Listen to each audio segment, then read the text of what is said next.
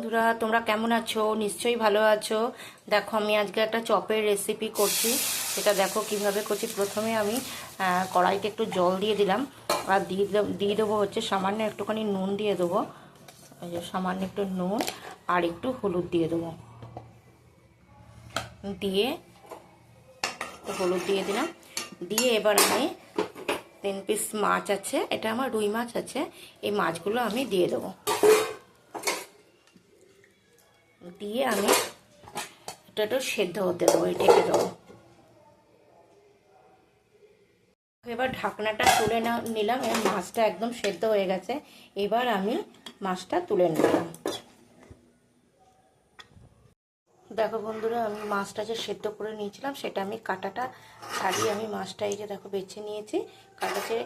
আর এখানে দুটো আলু সেদ্ধ করে আমি একটু ম্যাশ করে নিয়েছি। এবার চলো দেখো আমি এবার কি করে মাছের একটা চপ বানাচ্ছি।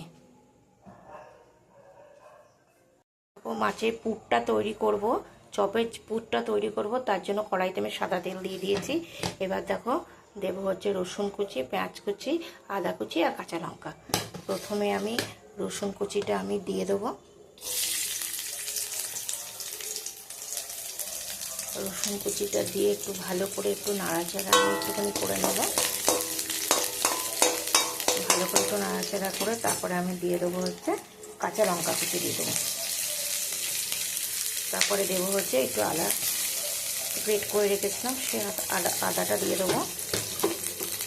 আর একদম কুচিয়ে রেখেছিলাম একটু পেঁয়াজটাও আমি দিয়ে দেবো। সামান্য দিয়ে দেবো হচ্ছে একটু হলুদ দিয়ে দেবো, সামান্য, একদম সামান্য দেবো।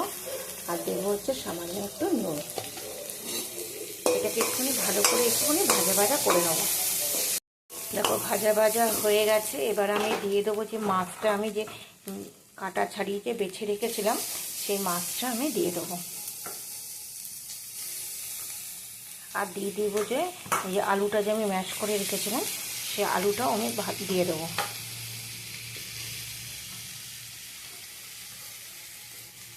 দিয়ে একটু ভালো করে একটু নাড়াচাড়া করে নেবো। আর দিয়ে দেবো একটু ম্যাগি মশলা।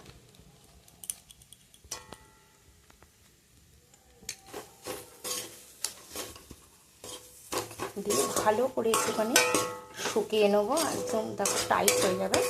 তারপরে নামিয়ে চপের আকারে আমি গড়ে নেব। দেখো এখানে আমি চপের আকারে দেখো প্রত্যেকটা আমি গড়ে নিয়েছি চপের আকারে। গড়ে নিয়ে তারপরে আমি দেখো এখানে আমি কর্নফ্লাওয়ারটা আমি গুলে রেখে দিয়েছি।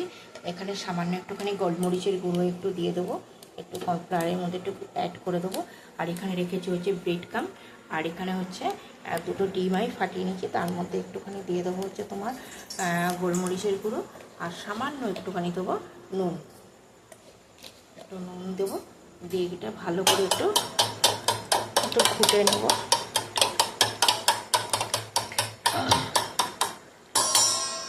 এরপরে আমি চপটা আমি দেখো কি করে রেডি করছি।